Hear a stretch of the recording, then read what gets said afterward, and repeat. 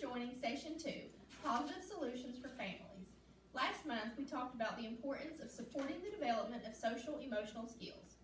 Helping your child learn how to play and interact with other children and adults is a great example of supporting your child's social-emotional development. You may be surprised that we're spending so much time working on how to connect with your child in positive ways through building relationships, being more intentional about using positive comments and encouragement, and playing. You might even be wondering when we are going to talk about those challenging behaviors that you may be seeing. Remember, making positive connections with your child creates a very important foundation for helping him or her learn new ways to interact and behave. We will talk a little more about this connection at the end of this session, so hang in there and we will show you how all of this ties together. So now we are going to focus on ways to build positive connections with your children by talking about the power of play. I know that all of you play with your children, but did you realize how powerful that time could be with your children? If you can increase the positive times you have with your child, you can continue to strengthen your relationship, which will make it easier to teach your child new skills and behaviors.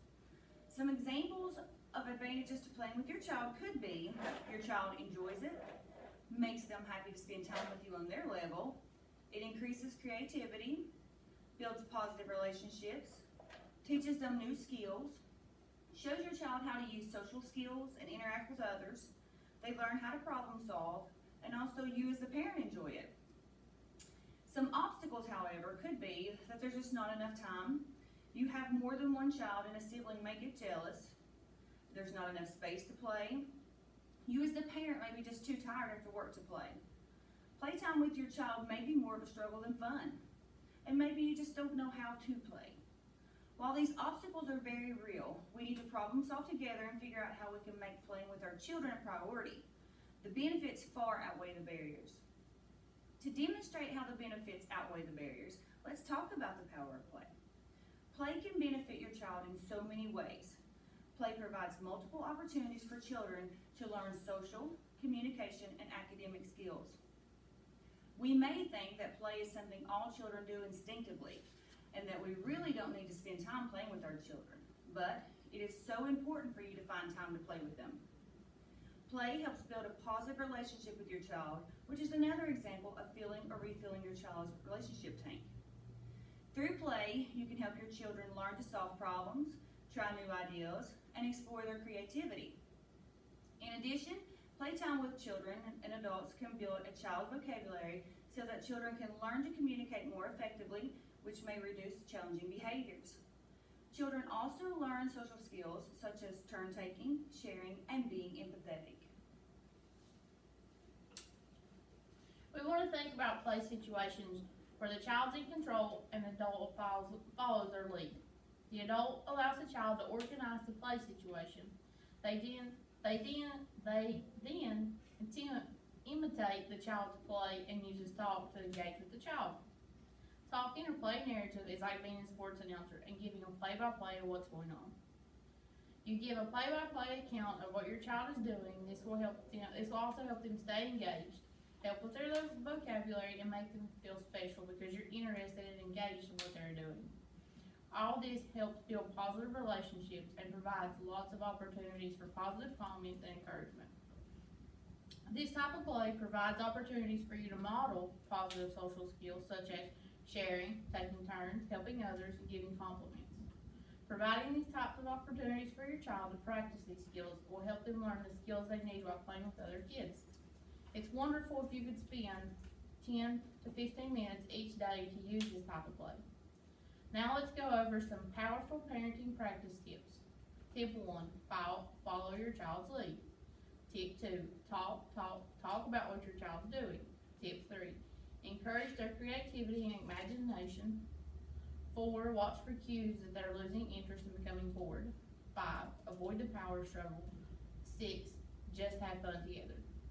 Because it is often hard to find time to play with your child, we want to make the most of playtime. Let's practice putting these powerful tips into play. We're going to role play some typical play situations and think about how we may improve them or make them better. During this role play scene, Brianna and her mom are playing with markers and wild animals.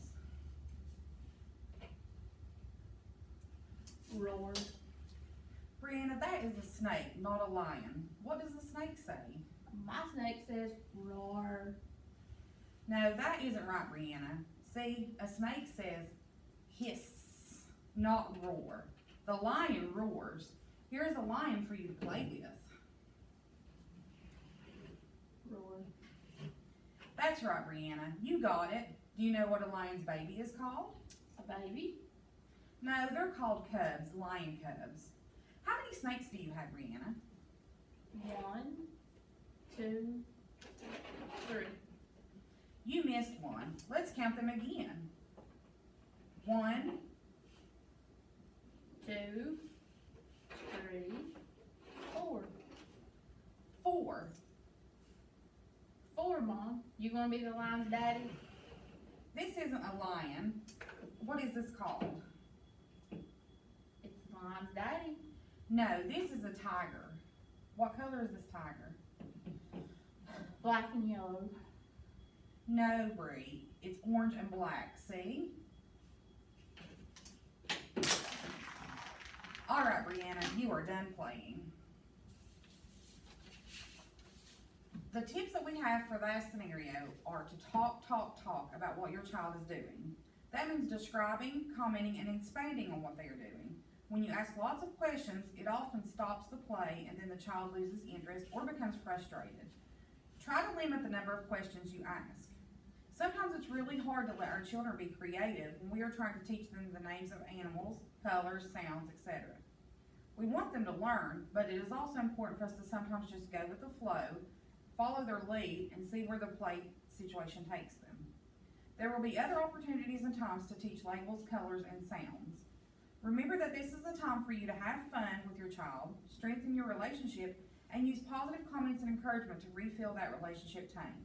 It will also help avoid power struggles. Now let's try that scenario again, just a little differently.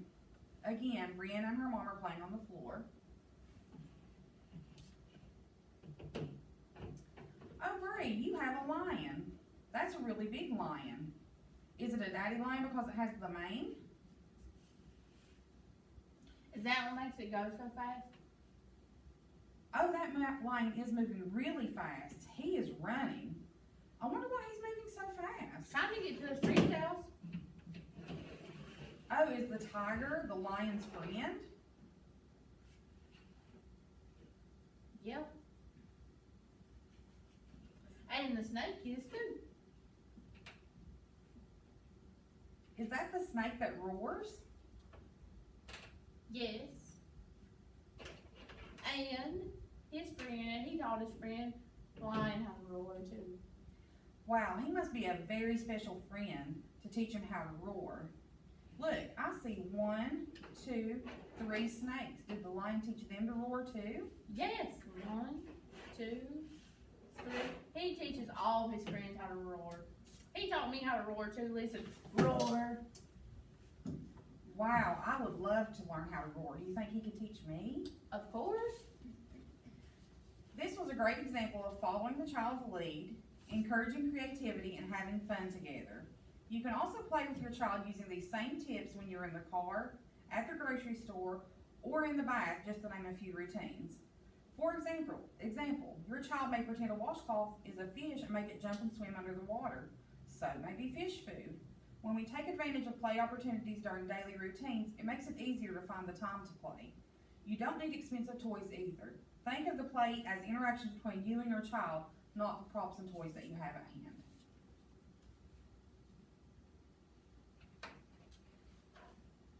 Throughout this module, we have been talking about the importance of playing with other children and that one of the many benefits is that our children begin to learn social and communication skills such as sharing, taking turns, and even problem solving. These skills will help them be more successful when playing with other children and making friends. It's very important to not only teach our children these skills, but also provide them with the opportunity to practice these skills. Planning playtimes with your children is very important. We understand that as of this time, we are in a pandemic, and that can make playtime a little more challenging and maybe have to do more things. But here are a few things to think about. Who can your child play with who already has good play skills? Do you have enough materials or toys to prevent sharing problems? Have you taught your child what it means to be a good friend? It's important to plan ahead to prepare to have playtime so it'll be successful and safe.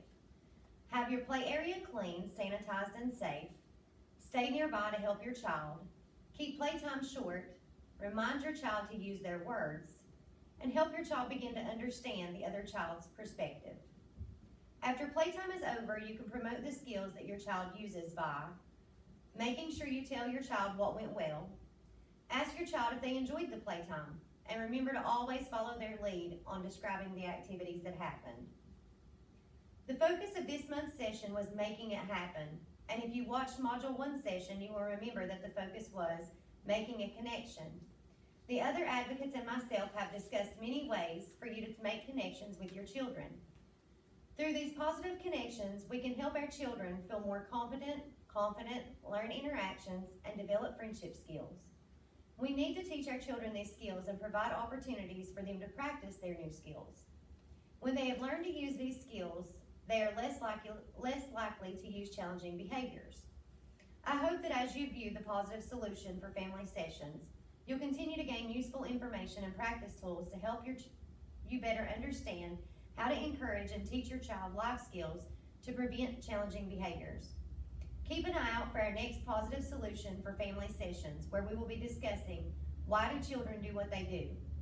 We thank you very much for joining us, and I hope you put these skills into action by making it happen and having fun while playing with your children. Please don't forget to go back and complete the post survey by clicking the link under this video to be entered for our prize. Policy Council meeting for month of November will be held on November the 16th at 10:30. You can attend Policy Council virtually or in person. If you're interested in being the voice for your child or your children and the decision making, then please contact Tara Rogers at 304-752-6868 extension 318 for more questions. Thanks for joining us.